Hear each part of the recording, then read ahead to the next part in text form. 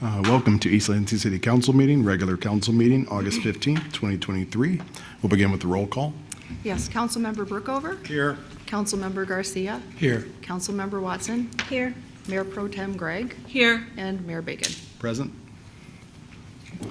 Next up, I'll look for a motion to approve the agenda. So moved. Second. Moved by Councilperson Garcia, second by Councilperson Watson. Further discussion? Hearing none, all in favor? Aye. Aye. Opposed? Motion carries. Next up, approval of the minutes and closed session minutes. Regular council meeting, 11 July 2023. City Council special meeting, 07 August 2023. City Council special meeting, 19 July 2023. Motion to approve. Moved by Councilperson Watson, Second. second by Mayor Pro Tem Gregg. Any further discussion? Hearing none, all in favor? Aye. Aye. Opposed? Motion carries. Next up, let me go to this one here. Item 2.1, special presentation of the Gold Award Project in White Park by Annie Walton. Good evening, Mayor Bacon, council members. It is my distinct pleasure this evening to introduce both East Lansing resident and Girl Scout Annie Walton, who is here tonight to present her Gold Award project, which was establishing a trail in White Park, now named Mayapple Trail. We had a wonderful ribbon cutting yesterday that she will tell you about. Really appreciate Mayor Pro Tem Gregg, Councilmember Garcia for coming out for the ribbon cutting. I just want to say that Annie reached out to Parks, Recreation, and Arts in September of 2021. So this is a project she's been working on for 2 years, which is, I think, like a full decade in young people years. And I just want to say that working with Annie has given me incredible confidence in our future. She's an amazing young woman, and it has just truly been our pleasure to work with her. So allow me to introduce Annie Walton.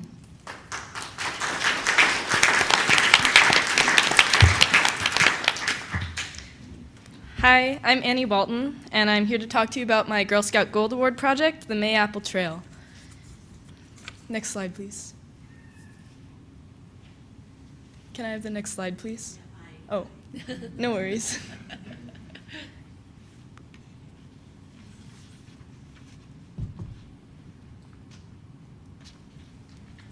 Okay, in 2021, a former unofficial entrance to White Park was blocked due to housing development.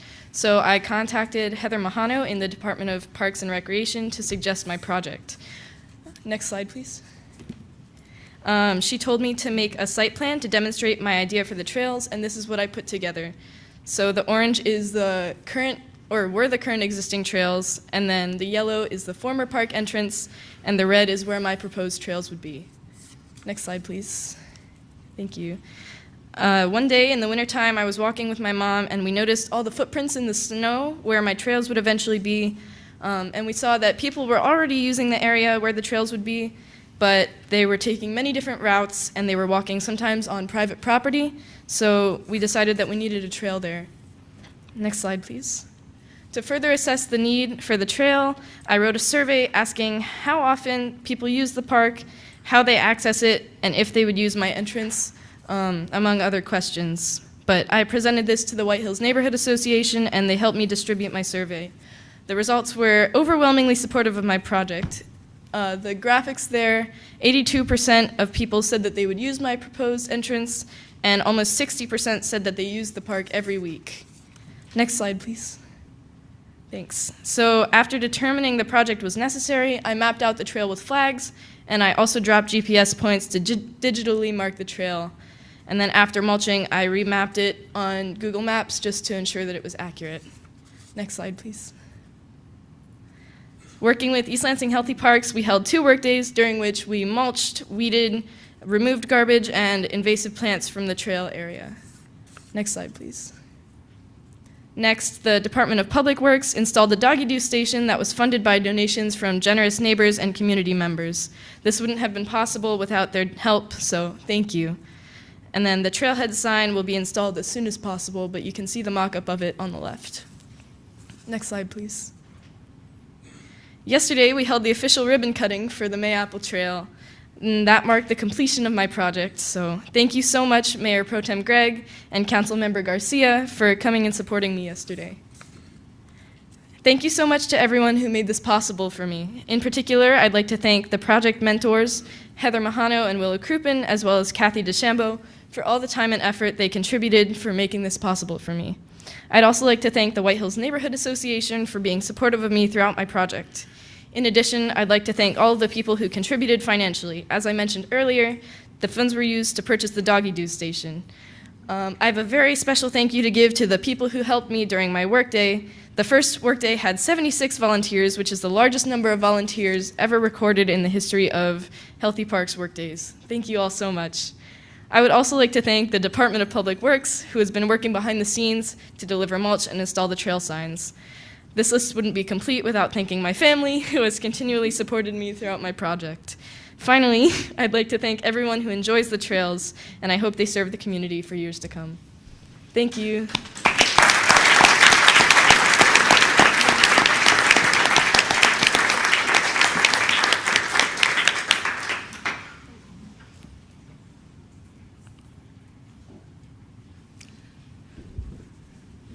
Before we let you go, Annie, I just wanted to say congratulations. It was lovely to join you yesterday, and I actually did have a chance to hike the trail, so I can confirm that it works.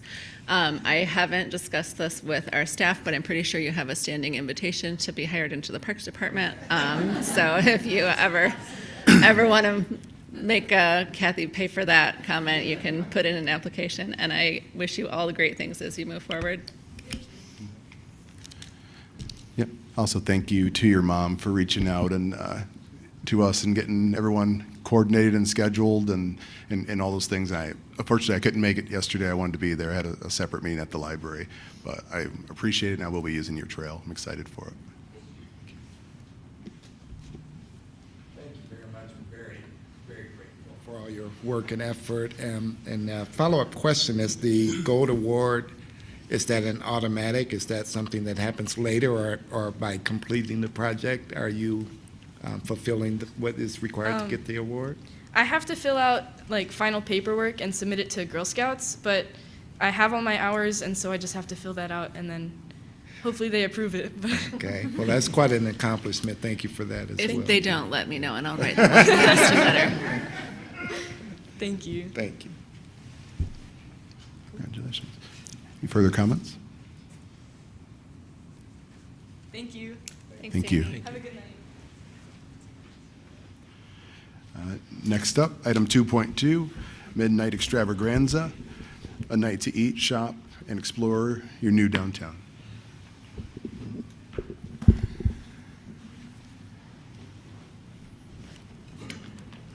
Hi, Council. Matt Apostle, Community and Economic Development Specialist here with the City of East Lansing. Today, I'm excited to give you all a brief update on one of the Downtown Management Board's signature events, the Moonlight ExtravaGRANDza. This is the third time we've planned this event as part of MSU's Fall Welcome, and it's sort of intended to serve as an introduction or reintroduction for MSU students to all that downtown East Lansing has to offer.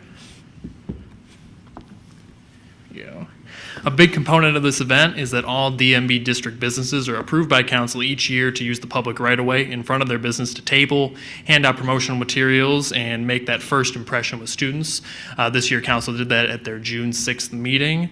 As a part of this year we have over 20 DMB businesses offering discounts, giveaways, and participating in what we call the ExtravaGAVENGER Hunt, which incentivizes students to explore all of downtown to receive a free t-shirt as well as a chance to win a 32-inch smart TV or a pair of AirPods Pro.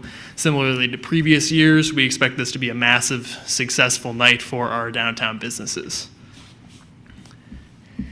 In addition to business engagement, staff have planned multiple activities to further encourage students to get to know downtown. At Valley Court, we plan on having a stage with live music throughout the night, as well as Knocker Ball, which is the big hamster ball looking game you saw on that previous slide, because we did it back in 2021. We're also talking with the People's Church about putting a small activation on the north lawn of their space to better connect Valley Court to the rest of downtown. Likely some of our alfresco yard games, think cornhole, giant Connect 4, things like that. This area is sort of the event hub for us. Bill Sharp will hopefully have casual chalk art activities, sort of just like a surprise and delight thing for people to walk by and utilize.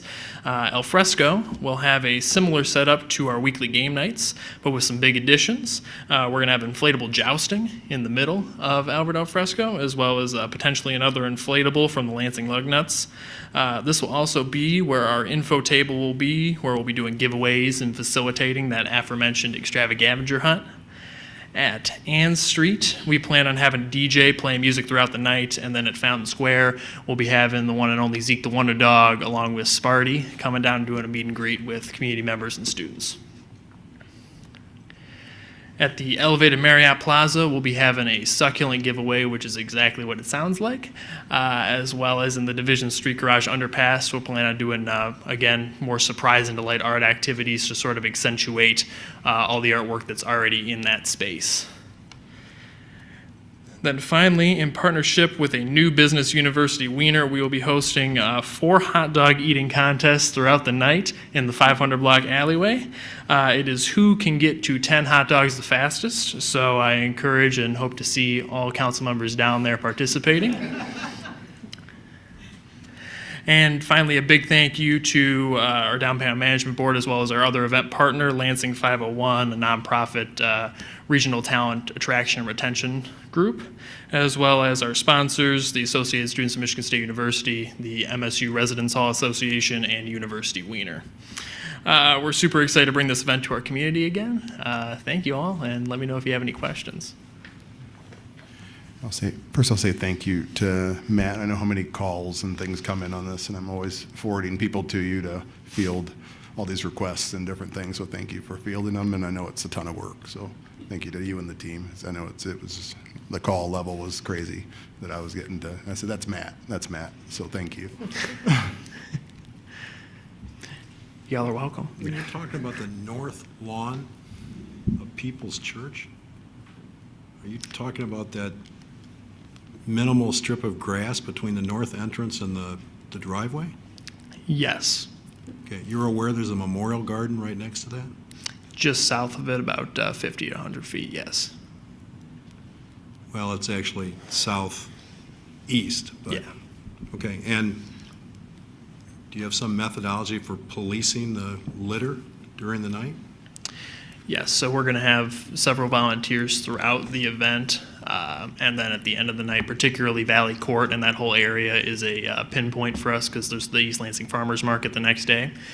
So we'll be cleaning up trash that night after the event for that whole area, and then we've also notified the Department of Public Works, and we'll have sort of an amplified cleanup on our end after the event, as well as that next morning they'll be aware of the events happening, so make sure that whole space is cleaned up for the farmers market the next day. And does the city have insurance coverage for all of these activities? Yes. Okay, and does the city insurance policy indemnify all of the property owners or businesses that are participating? So I'd have to look at it on kind of a case-by-case basis for a claim. Thank you. Is it just pork hot dogs? I'm not sure University Wiener's supplying them, so they might have some alternatives. If it's beef or veggie, I might come.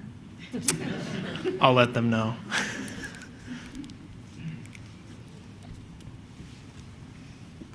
Thank you. Thanks, y'all.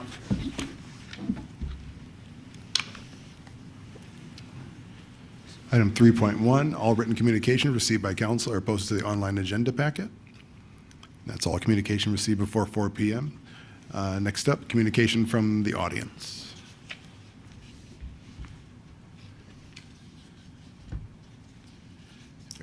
I'll go through the couple that I have here, and then if you didn't get one up here, just state your name for the record and just leave it at the podium. Rebecca Kaysen. Thank you for your time. I fell in love with the city of East Lansing on November 1st, 2020. It was the height of the pandemic, and I had just accepted a job in Lansing. Prior to that day, I had never visited Michigan. I couldn't tell you that olive burgers are amazing. I didn't know what going up north meant, and my kids had never tried Superman ice cream. I was working with a realtor who was giving me Google Meet tours of homes in Okemos. On that November day, right after my family arrived in Michigan, the realtor sent me a text telling me about a home in East Lansing. As we were still in the middle of a public health emergency, I couldn't meet my potential neighbors. I had to find other ways to see if I could find my people here. I drove around the neighborhood to just look at the lawn signs. Election day was a couple days later. And I saw signs that said, Black Lives Matter, hate has no home here. I decided that I was home, and I made an offer on the house. The East Lansing that embraces diversity and rejects hate is my home.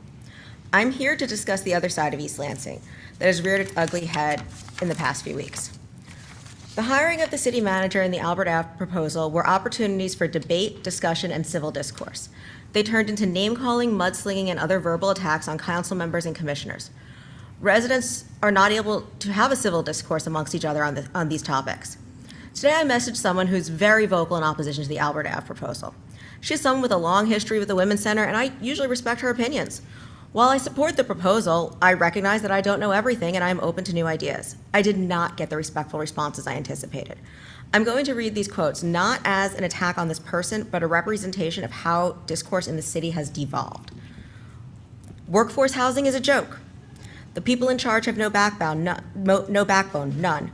Whose town is it anyway? No backbone, no balls, tragic. The city has lost its way a while ago. This is just the final chapter, a playground for developers who bank on a weak local government, all the way to the bank. East Lansing should be brighter than this. We are better than this discourse. I don't think people are slowing down to look at facts. We can disagree on who should be the next city manager, but we elected a council.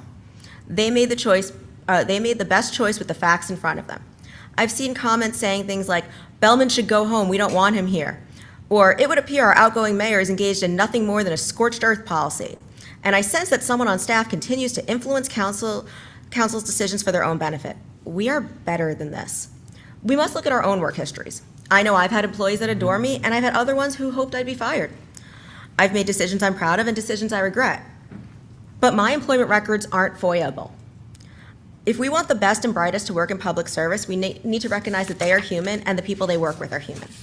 I was satisfied with Mr. Bellman's answers. I understand others were not.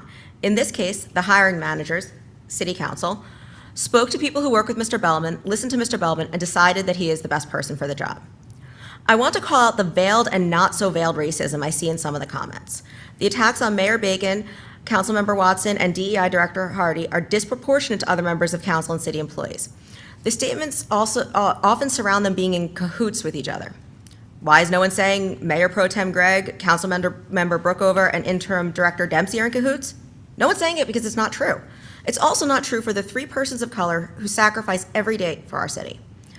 I consider Councilmember Watson a friend. I've had many conversations with Director Hardy. I can say beyond a doubt they are professional and clearly respect the laws and ordinances that govern their positions. My final point is to the threats to the campaigns of Noel Garcia and Dan Bowman. You may not like their votes. You may believe they are the wrong candidate for the job. You may want to volunteer for the campaigns for others running for office. But to say, if you do this, is political suicide, is bullying. It's attempting to influence a vote in an unethical manner.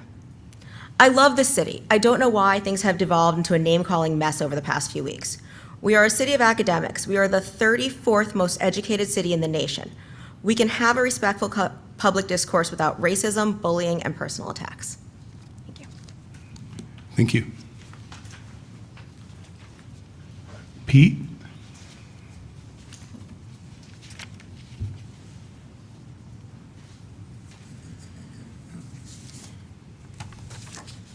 Hi, Pete Campbell. Appreciate the opportunity to speak today. I also like the setup of the council meeting with elected officials up front, a position of honor, and I'd like to see that same level of honor be given to our flagpole and the U.S. flag. For quite a while, the second flag has been flying on our flagpole, And so I sent email to the council members and asked just a simple question. Who decides what flag flies, and why has this flag been flying about 95% of the time? It'd be kind of like having an extra seat up here with the council members for an unelected official other than city attorney. And so a seat at the table has been given away. And so I got one response, and who decides, and it says, we choose to fly this flag in the city of East Lansing. I sent back who is we. I haven't heard who we is. Again, it seemed like a simple question, but no answer. So maybe a little fear or maybe some bullying about answering or sticking your neck out on this question. So I realize I put my neck out here, but I'm not afraid to be bullied on this topic. I think there's a lot of worthy groups out there on a similar level. If you look at charities, the Red Cross had a blood drive just the other week at Michigan State. There's a little placard right out at the entrance by the Union. Blood drive today. Their one-word slogan: give.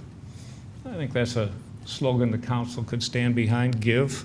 Giving blood is kind of a humble thing to do. You don't know where it's going, and the person that gets it's not going to thank you. So I think that's a worthy thing for the city to get behind. Local charities, Haven House, the small charity, but very, very important to our community. Help groups with the college campus, suicide prevention groups, I think, are quite worthy. Just read a statistic: men 20 to 44 years old, suicide's the second leading cause of death. So a big concern, especially for parents dropping their kids off for college here. Opioids, another issue, especially for college kids and their parents. Rape, child abuse, things like that. Education, we are a well-educated town, got a university here. Our own library had a summer reading program start on June 5th. And didn't see support from the city, a flag flying for Reading Week. They also tied that in with a fundraiser with Haven House. Our education's struggling. Math, science, history. July would be a great history month for the 4th of July. We celebrate one day, but could be tied in to education, but that didn't seem worthy enough for the flag either. So our interests don't seem very diverse. It seems to be singular interests that we have. And then with the students coming in, it was also mentioned that it's a peaceful sign that we are a welcoming community to our LGBT people and allies. I totally agree with that, but also there's 1,049 clubs at Michigan State, of which LBGT has a couple, but same level on their website. They all have the same equal space. So plenty of groups that would like to welcome their people back to campus, but we've just got our allegiance to one in the group. So it's almost like a franchise that we've got going here. We've got the downtown painted in their trademark colors and signs painted accordingly. It's not like we're a Coca-Cola or Nike town. We've got Nike all over downtown. So I think there is a lot of other equal level worthy attributes. And so overall, I think there are several worthy attributes, but I don't think the flagpole is the place to put it. And so the U.S. flag says a lot. One nation, under God, indivisible, with liberty and justice for all. That's a lot, and I don't think we need to filter it or add to it. I think it can stand on its own. Thank you.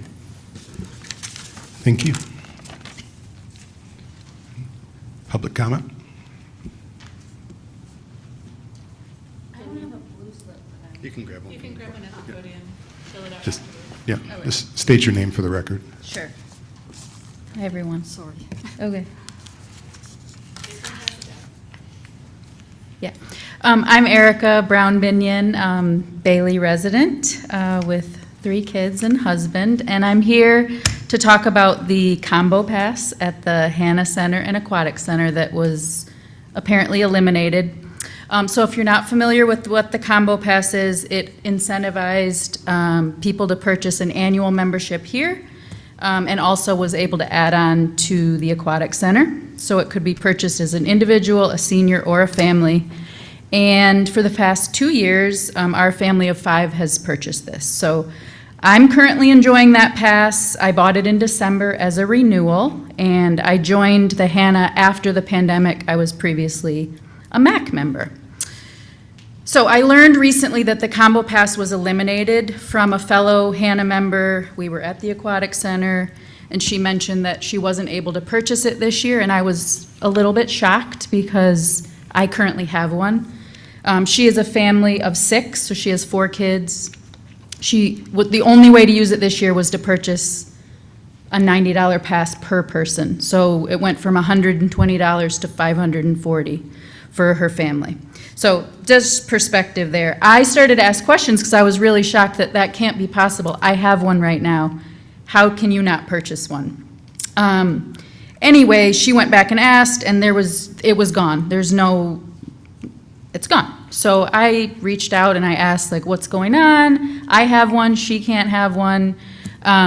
What happened? And I watched all the council meetings that presented the budgets over the last 3 years. I'm not able to find any information on the actual elimination of the combo pass. So anyway, I was told it was eliminated 2 years ago, and that brought even more questions because I said, how is it eliminated 2 years ago? I have the receipt, like I have it, I can show it to everyone. I just don't understand. So my question really is, was it really eliminated? When was it eliminated?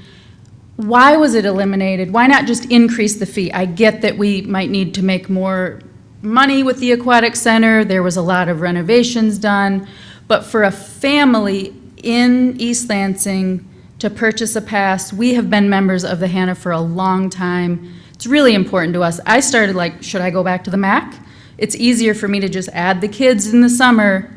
They don't go during the year because they have sports going on. I'm starting to weigh those questions. I have 6 months left on my membership that I've already paid for, so I'm hoping there can be some type of resolution or thought, reconsider why that may have happened. During the presentation recently for the new budget this year, the comparisons were to 2 or 3 other water parks in Michigan. All of them, the only discussion was resident versus non-resident. That's a different discussion. I looked at those water parks and all of them have a family rate. So I ask and urge whoever makes these decisions to look at perhaps a family rate if you really do want to get rid of the combo pass. But I also would ask you to reconsider the combo pass because the only reason I joined my entire family here was because of that, when you weigh it all out. So that's all I had to say. Thank you for your service. I know it's not easy. I appreciate it, and that's it. Thank you. I'll fill this out. Thank you. Thank you for your time. If you generate that as a Erica, Sorry? as a written piece, we'll get you an answer. We don't usually put staff on the spot to answer on the spot. It doesn't have to be terribly complicated. Yeah. Just, We'll get perfect. your written response. You see this lady sitting right here in the front row? That's Kathy DeChambeau. Have you Writing talked to her about furiously, this? she's taking notes. Yeah, we'll get it. So Yeah, we she'll got it. talk to you about We it. got you. All right, public comment? Hi, my name is Lily Leventhal. I live in Tamarisk neighborhood of Harrison, a small one by Pinehurst. Resident of East Lansing since 91, homeowner since 93. And I have personally a sense of crisis. There is something going on in town and nobody is giving us the information. So we gather bits of pieces from people that are inside the system, outside of the system, and people are not sure where we're going, what is the agenda, where are we heading? So this lack of transparency is we don't have an explanation why all of a sudden many people at the top of our administration, city administration, just left. No replacement yet. I don't know how many vacancies are. And definitely it's going to have an impact of our city. Maybe not in the short run, hopefully not, but maybe in the long run. So I'm not sure where we are at. We are in the dark right now. And somebody has to tell us what's going on in the city, what is the direction, what is the agenda. And another thing that I saw that there is kind of a trend that the city is giving the public, the resident, a kind of last-minute notice about their big plan. Like, you know, the apartment building, the affordable apartment building on Bailey. So for me, I totally support the affordable housing. I was a nurse at Sparrow. I dealt with people that are in need, many kinds of needs, including economic need. But why are you choosing a very small space in downtown to do this project? Why don't you choose a bigger space somewhere where these people, the 122 people, will live in spacious environment? Yes, with a balcony, because this one is not going to have any balcony.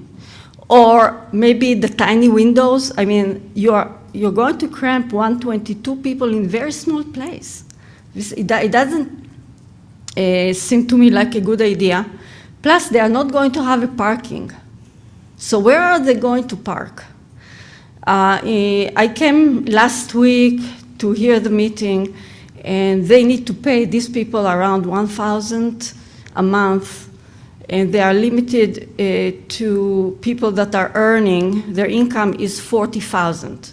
So basically, let's say a quarter of their livelihood, it's going to be rent. They deserve a better place, a better condition, and not to be cramped together in a very small place. Because let's remember that these are young people that are going to live there, and 122, and everybody has a boyfriend or girlfriend. So in this place, we can have like 250 people at one time, or maybe more. So for me, it's very crowded and potentially a problem. I'm not talking about the businesses around it that are going to be affected, but I'm talking about the let's do it the right way, the affordable. Let's communicate with the people, because right now, no communication. We don't hear your voice. We don't know where we are going. And thank you so much for listening to my concern. Thank you.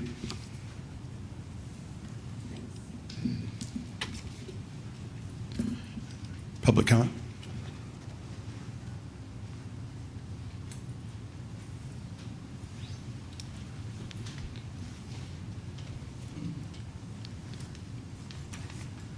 Hi, good evening. My name is Kevin Hagan with Hagan Realty. I appreciate your guys' time tonight with all the stuff on the agenda. I'm here in regards to our rezoning project on Grove Street.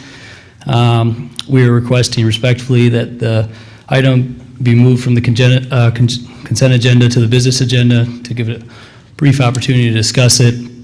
As you may know, the public hearing was originally scheduled for tonight, but unfortunately was delayed. We realize this is a little bit unusual, but we were hoping that you might consider it.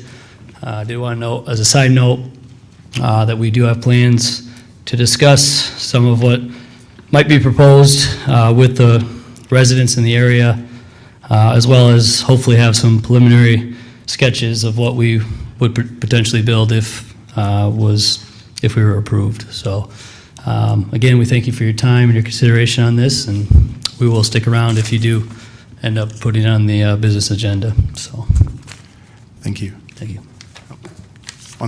On that, Mr. Hagan, I'll get a response from, I think, with notice, correct? Can I get to his question? Well, the agenda's already been approved, but there will be ample opportunity to discuss it at the public hearing. It just, I think because of a renoticing issue is why we had to delay it. Okay. So by rule, just making sure they're clear that this will stay on the consent agenda and move. So we could move the item from the consent agenda to the business agenda, but it would still be the same item. We can't change the item to a public hearing. Okay. Because it was noticed as Sure. not a public hearing.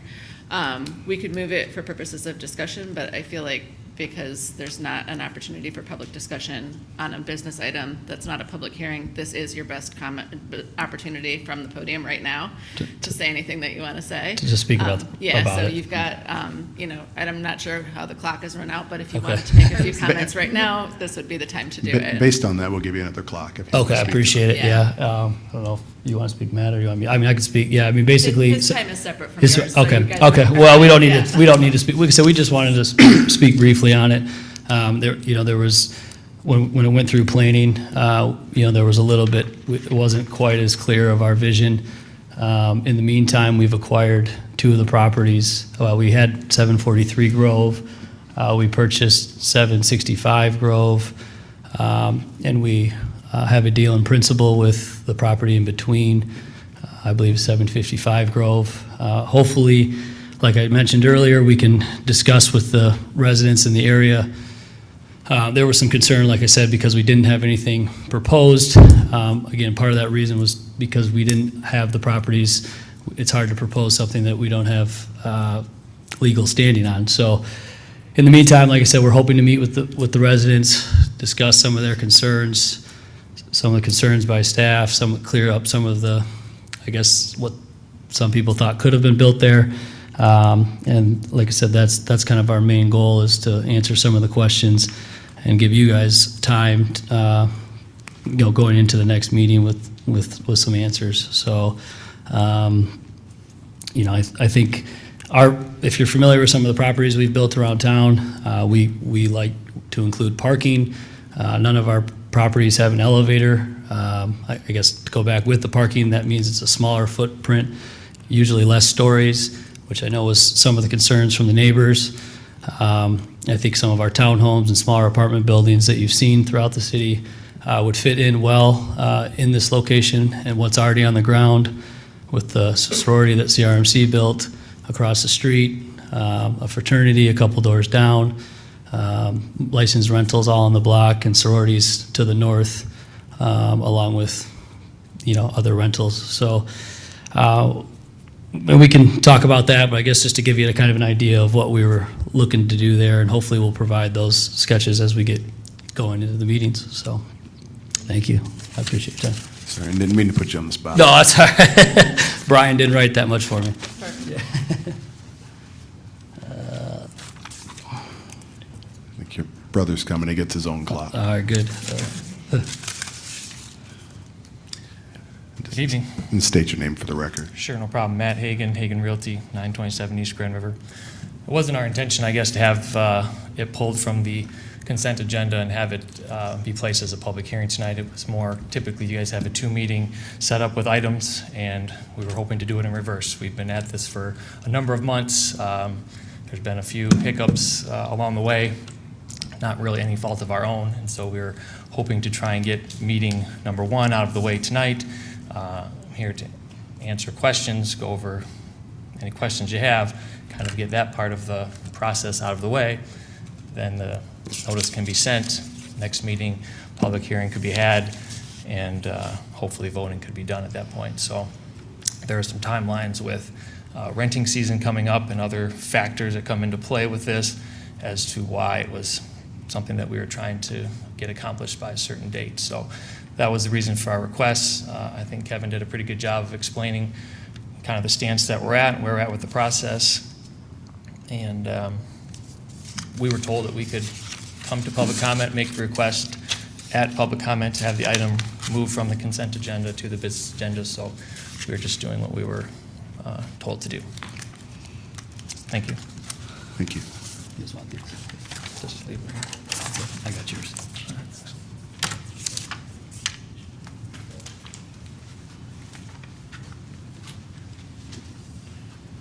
Public comment?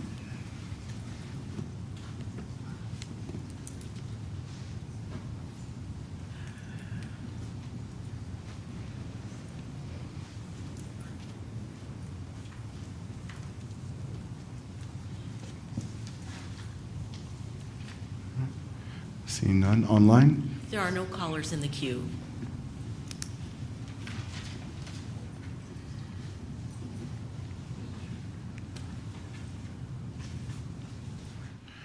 Communication from council. Councilperson Garcia. Nothing, thank you. Councilperson Brookover. No, thank you, Mayor. Councilperson Watson.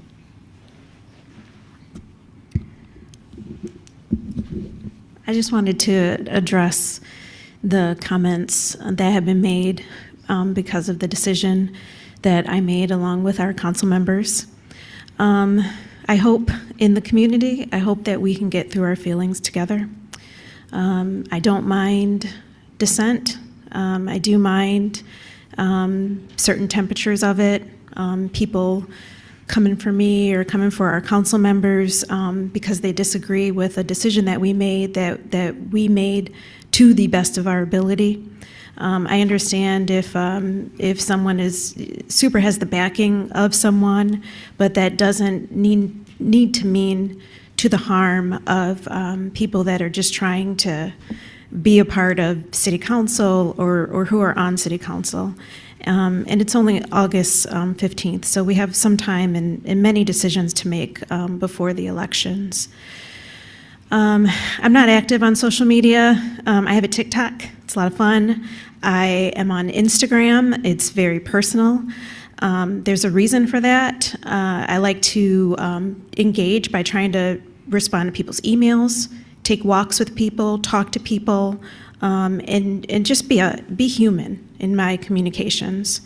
So in my day job and in this job right now, I don't believe in speaking to people in certain ways, whether you agree or disagree. I'm not where I am because I want to be super fiery or argumentative. I have points, opinions, and thoughts, and I'm very thoughtful about other people's points, opinions, and thoughts. I can't quite remember where I was going with that remark, but I am here on City Council. I will remain here on City Council. Thanks for those who wrote in. I took some of those write-ins and some remarks that I became aware of online as an opportunity to think about how I want to create a support mechanism to welcome our city manager, that I want to support him at his level of humility and offer an opportunity to recraft the leadership flaws and encourage that, and also make sure that our staff understands that there's options. And while I'm at work all day, I always say the East Lansing staff is at work here. I need them to work because I care about this city. I'm not here to destroy things, and just again, I have a different perspective. There's different things that I'm listening for, but I am here on City Council. Some things we deserve, some things we do not deserve. We are just people and humans, and we're just trying to make the best decisions, and it is in support and love and peace. So thank you for the people that sit next to me, and thank you for the feedback that the community has given. Thank you. Mayor Pro Tem? Yeah, I wanted to take a second to kind of address the, not directly the comments about the Albert Avenue building, but just kind of the process by which developments come to council. There seems to be a really widely misunderstood process, and a lot of people seem to think that we are either directly soliciting specific projects or that we have a level of control over projects that we just don't have. So the way that we can decide, the way that we can influence what gets built in our community is through our zoning code. And even what we can put in that code is regulated by state law. So it's really weighted specifically so that communities cannot pick and choose developments. We can enforce the rules that we have publicly made. So we can say how high buildings can be, we can say how many parking spaces they can have, we can say percentage of ground cover. To a point, we can say what the form of the building is like, we can designate the use of the building, but we can't say, unless we own it, if we own the land, we can put what we want on it, but we can't say build this here. So the lot in question is privately owned. The person that is planning a development there has planned it with the owner of the property. They have not solicited an opinion from council. What they have done is gone through our process of making sure that their project fits our rules. And that's really where it ends. It will come here and we will make a designation of whether or not it is appropriate and whether or not it is legal in that space. And that's really what we can do about it. So in terms of size, population, all of that has to conform with our zoning code, but we're not going out and soliciting specific projects. So when we get feedback from the community that says, why don't you build this? It's really difficult to address that because we really can't. And it's kind of, it's frustrating, I guess, to be receiving that communication just because it's out of our hands in that way. So anyway, I hope that makes it somewhat clearer, I guess, how things move through. The timeline, the process is all regulated by our planning and zoning rules that we have publicly made available to people who want to develop their property. Thank you. First, on the flagpole, my relationship to the flag is very deep in respect for the flag. I actually, knowing East Lansing, I got really excited with the early comments of Mr. Campbell, and I was like, okay, we're going to have Friends of the Flagpole. We're going to have to change it every single day. And I was actually writing down every flag that we were getting ready to raise for fraternities, sororities, and everything else. That was kind of my approach to it. I think it's an open conversation, but I think my approach, as people have gotten to know me over this time, it's always do more and allow more participation. So I was actually receiving that as if, yeah, let's get different things up there and different things that represent East Lansing and kind of everything. That's just kind of my nature in general. Just kind of to the process and some of the things that have gone on of late here. I agree with many of the speakers who spoke today. I think it's time to kind of turn the corner here. For me, uniquely, I can't speak for other council members. When you sit in this seat, everything changes, and you're a very different person.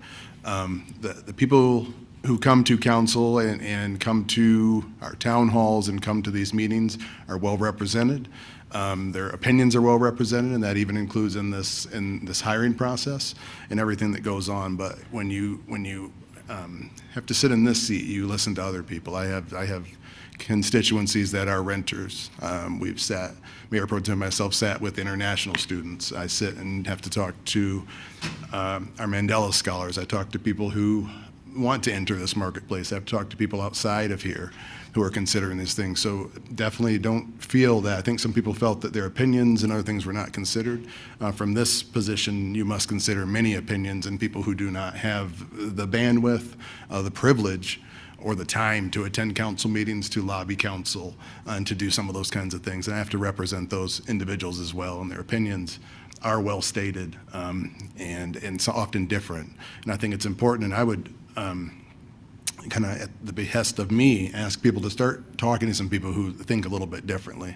I think part of what's happened a little bit here, we've gotten into some corners here, and some people have conveniently at times, the way that information is kind of ciphered out and kind of sent out, it allows you to go either what happens in other areas just kind of get, oh, that totally confirms what I thought was going on. I think you're going to kind of quickly figure out, if you talk to people from some different spaces and kind of outside of your zones a little bit, you'll see there's some different challenges out here being faced by other individuals, and we have to account for all that when we're making these processes and selections. And I'll say from this seat, this mayor's seat, very different. My view, my preview and the details and the things that I have are very different. We've had across this desk, this was a hiring process to us. Across this, we've had life and death experiences. I've had to sit with parents who've lost children. I've had many other experiences here. This is so to the context of this role and what this council does. I understand there can be frustration, we can have disagreement, but at a certain point we have to come back together, reconvene, welcome people to our community, and show that for another part that everything East Lansing's not always predetermined, and we have hard debates, and then at the end of those hard debates we come back together, because we've had to sit through some tough things in this chamber. We've had hundreds of people standing in this chamber over different issues and things that they're passionate about. And we've sat and we've talked it through, we've worked through it, and we've figured it out as a community. We can figure this out as a community, but it can't be done under these things of suspicion and a lot of these other things that have been floated out here. And I think that's just from not knowing people outside of your group. And I think that was a question inside of the interview process, and I think this kind of in-group stuff, it's a question that sat out to me, and I kept asking who put that question into the whole questioning in this process. We've gotten to a weird space here. We will not succeed if we do not come back together. We will not succeed if we don't start listening to people younger. I put a note in here, all the people I've taken notes with. Young man Parker walks up to the podium to talk. There's some seasoned people who come to these podiums and talk to us all the time, but he came to the podium and to talk about what he thinks East Lansing needs and what's next and the future of East Lansing. I had to take a meeting with that kid. He's like, let's meet at Reno's East. I went down to Reno's East to meet with Parker and see what's going on. What does he think? What is the future? What's the next direction? If I need to know something, I have to call Matt Apostol and ask what the heck's going on. I have to call ASMSU. There's other constituencies that we need to bring together here and ask the questions, what's needed next beyond this? It's time to have those conversations. And just know this, we're still the home. When crisis happened, we're an interfaith community. We'll be a safe community. We'll be a place where young graduates can live. We'll be a place where, when we're talking affordable housing, we won't color that as something, but that was great comments from the audience on affordable housing. I think it should be better. I think it should be indistinguishable from all the other housing around it, and I totally agree with parts of everything that you're saying there. People deserve housing they can be proud of and those types of things, but I'll also give credit to the people bringing these conversations forward because they're at least starting to have the conversations and talking about affordable housing, but you're correct in that take. And I think really get some sense of some things talking with both our international students and the Sousa group and the Mandela group, and they just ask questions of why. They need this to be different. They're counting on us. They're watching from their countries and going, why is this? Why can't you solve guns? Why can't you sit down and talk civilly? You have all this it makes, and the Mayor Pro Tem will agree, right? Are these the kinds of conversations? Oh, yeah. They do not understand with all the resources and all the skills and abilities how we can't sit down and solve some of these problems together. I think it's time to turn the temperature down. We'll do our best to welcome. We'll always welcome dissent, but at the end, we're going to come back together in kind of peace and civil conversation. And you will begin to see the shaping from the staff and from the new city manager of the vision and the direction. And you'll have an opportunity, because this is a democracy, to express yourself at the ballot box, which is what this is all about, and this democratic process. And we will respect that in East Lansing. We'll respect the outcomes of that. But for now, we're going to come back together and begin to lead the city in the right direction and partner and listen. But listening doesn't mean getting your way. And that's not the example we want to set. And we will work together and continue to work together. And my door is always open. I've sat with many people in this chamber and totally disagreed, and we walked away, we shook hands, might have even hugged, but we don't have to all agree. But we can continue to have those deep conversations. I appreciate the tone set by Ms. Kaysen, it is time to turn the temperature down and move forward here as a community.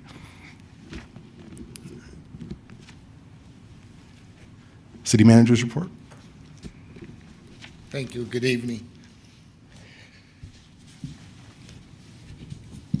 There are a couple things I typically don't try to respond to, or I think it's advisable sometimes not to respond to public comment without being able to give more thought and make sure that something that's said is not taken out of context. And I hope that in this instance that's the case. I wanted to comment to Mr. Campbell, not that I think, as was previously stated, that the issues you are raising are valid issues that need to be considered, and that a more formal discussion about policy and procedures on that is warranted and I believe will be taking place. I just wanted you to know that it wasn't ignored. The question is just that the answers weren't always clear. As I understand it, the pride flag has flown since 2020,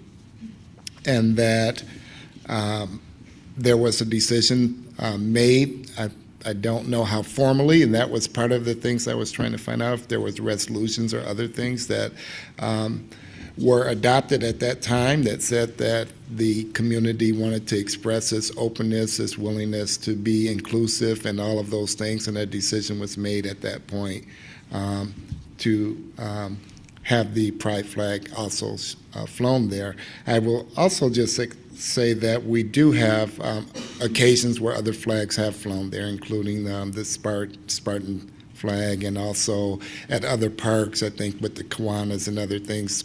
But I think you raise a valid point about it would be better to have a more explicit policy and procedure in place that we could point to for residents or anyone that might raise that concern.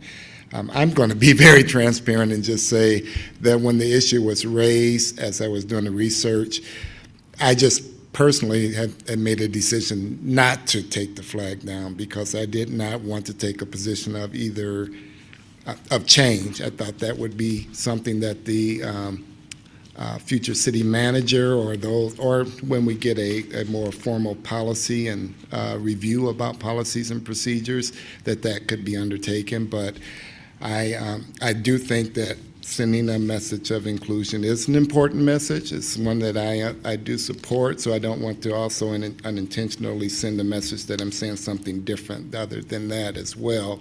But I think it's a valid question of the when and the how and what should happen to make those things go. So we have heard you and intend to pass that along. I do want you to know that, and that is something that I'm sure there will be follow-up discussion on.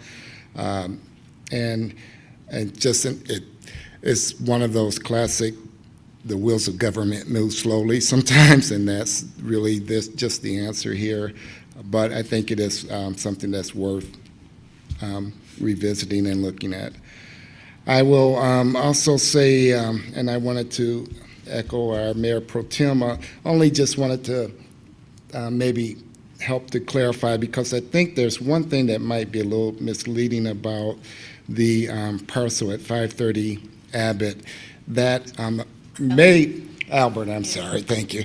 That may give the appearance that it's a city-owned parcel because we have had a city-run surface lot on that parcel, but that was a result of a lease agreement with the private owners.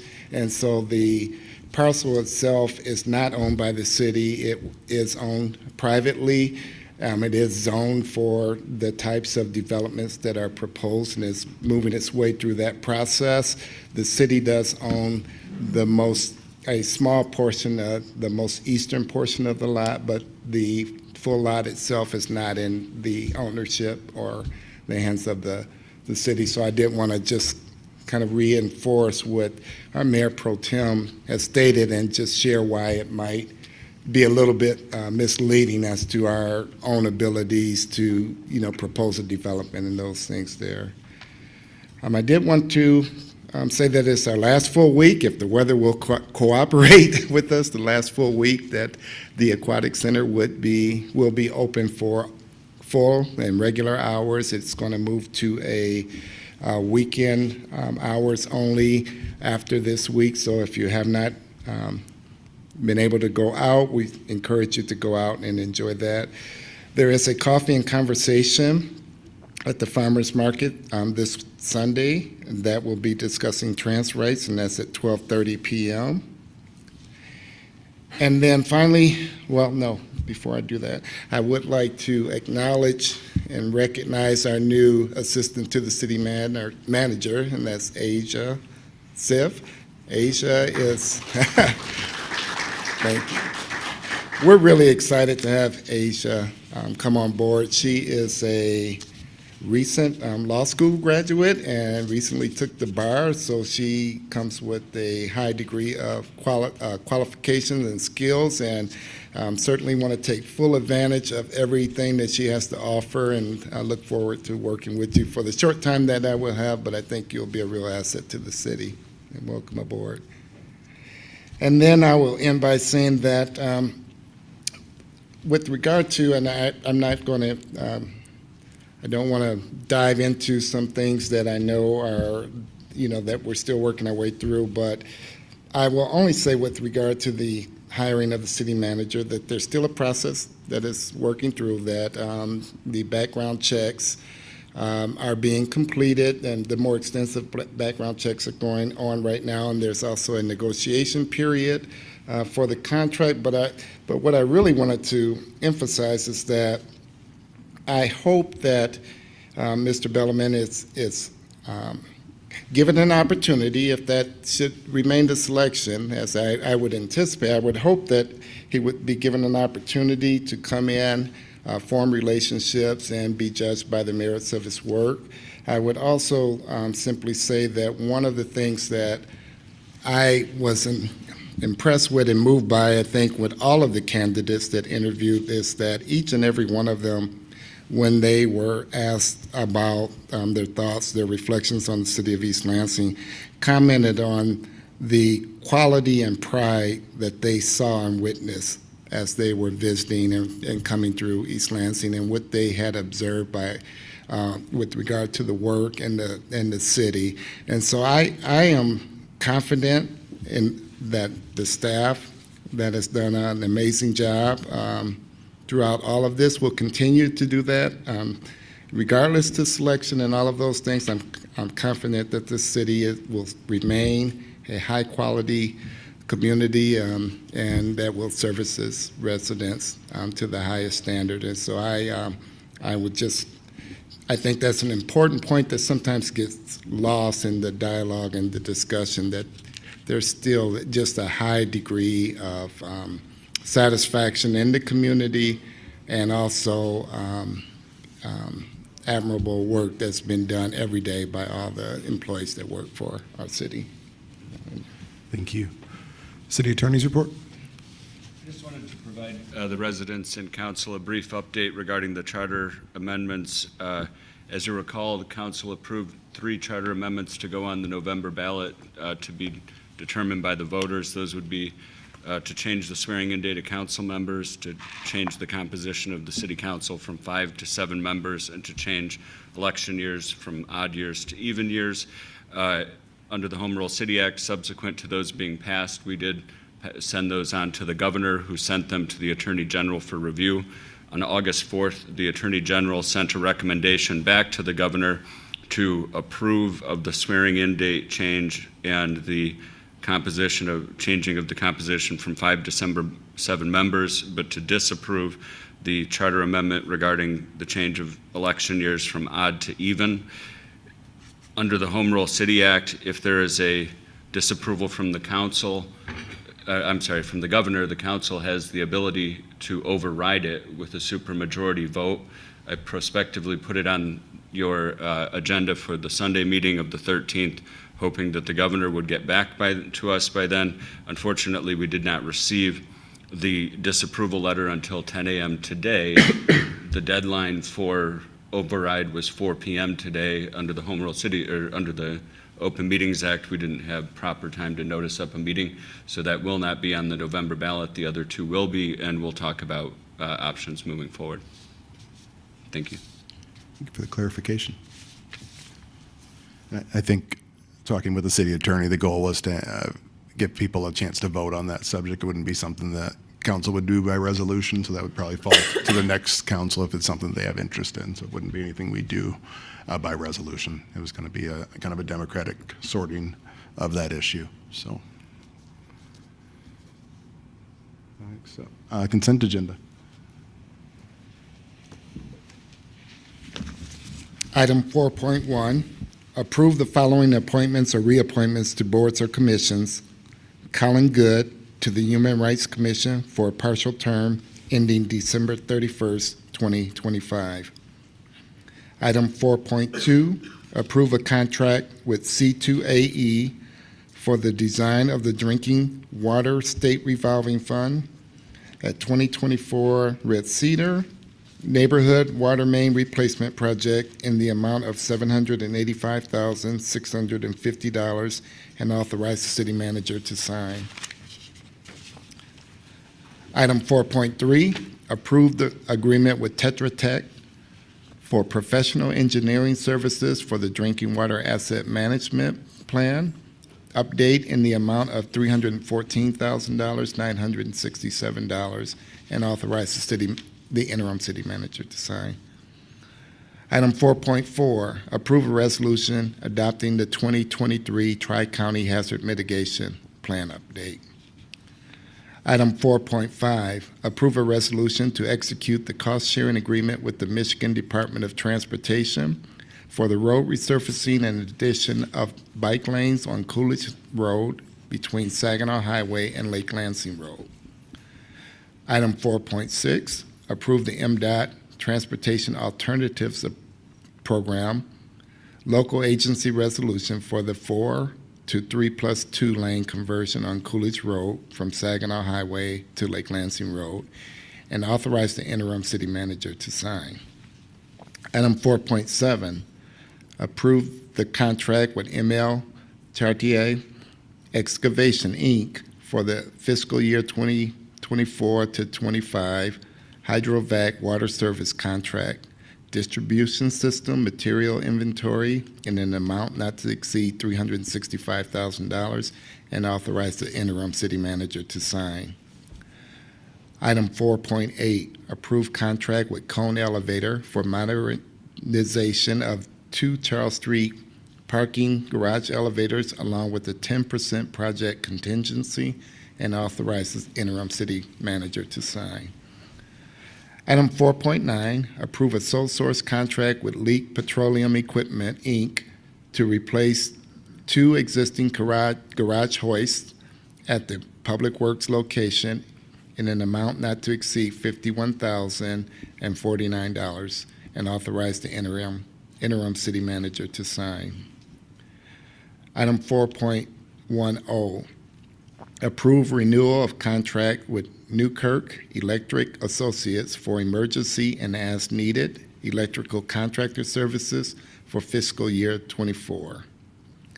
Item 4.11, approve a change order with Hubble, Roth & Clark for additional construction inspection services associated with the fiscal year 2022 utility improvement project in an amount not to exceed $91,300, and authorize the interim city manager to sign. Item 4.12, approve a contract with F&M Concrete Construction for the fiscal year 23 hazardous sidewalk program, Chesterfield neighborhood, in the amount of $353,434, and authorize the interim city manager to sign.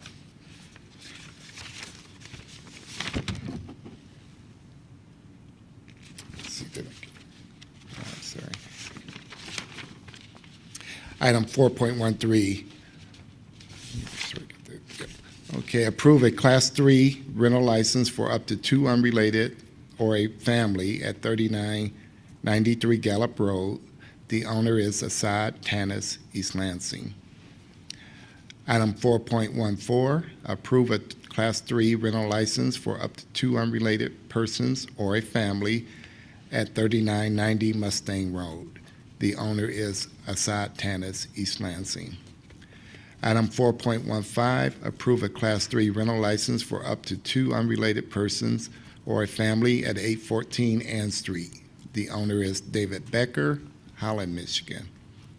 Item 4.16, approve a conditional Class 3 license for up to 2 unrelated persons or a family at 338 West Saginaw, Unit 21. The owner is Carol Wasick of Chicago, Illinois. Item 4.17, approve a conditional Class 3 rental license for up to 2 unrelated persons or a family at 279 Durand. The owner is Ross Realty, the 8th, Bloomfield Hill, Michigan. Item 4.18, set a public hearing for September 5th, 2023 to consider the regulatory status of a sub-2 acre wetland located at 2680 East Lansing Drive. Item 4.19, set a public hearing for September 5th, 2023, City Council regular meeting to consider modifying the site plan and special use permit for the development at 115 Albert Avenue. Item 4.20, postpone the August 15, 2023 public hearing for ordinance 1520, a request from Hagen Realty LLC to rezone 7 parcels totaling 1.854 acres located at 135 Bircham Road, 709 Grove Street, 715 Grove Street, 725 Grove Street, 743 Grove Street, 755 Grove Street, and 765 Grove Street from R2 medium density single-family residential district to RM32 Center City multiple family residential district, and set a public hearing date for the September 5th, 2023 City Council regular meeting. Item 4.21 is the first reading of the Mayor's Youth Commission ordinance. And item 4.22 is to approve the agreement for the Michigan Department of Education, Great Lakes, and Energy High Water Infrastructure Grant Award, and authorize the interim city manager to sign. Thank you. I'll look for a motion to approve the consent agenda. Moved by Councilperson Watson. Second by Mayor Pro Tem Gregg. Any further discussion? Hearing none. All in favor? Aye. Opposed? Motion carries. Next up, item 6.1, City Attorney requests a closed session pursuant to MCL 15.2681C and MCL 15.2681H to discuss strategy regarding negotiation of a collective bargaining agreement, and also to discuss attorney-client privilege memorandum that is exempt from disclosure pursuant to MCL 15.231G. So we'll require a roll call vote. We'll only. I think we require a motion first. I'll just let the So public I know. move we go into closed session pursuant to MCL 15.268, paren 1, n paren, small c, n paren, and MCL 15.268, paren 1, n paren, small h, n paren, to discuss strategy regarding negotiation of a collective bargaining agreement, and also to discuss an attorney-client privilege memorandum that is exempt from disclosure pursuant to MCL 15.243, paren 1, n paren, small g, n paren. Second. Moved by Councilperson Brookover, second by Councilperson Watson. We'll have a roll call vote. When we depart the chamber, we'll only return to adjourn the meeting. So technically, the meeting is adjourned to the public at this point if you want to leave from that point. Councilmember Brookover? Yes. I'm sorry. Councilmember Garcia? Yes. Councilmember Watson? Yes. Mayor Pro Tem Gregg? Yes. And Mayor Bacon? Yes. All yeas.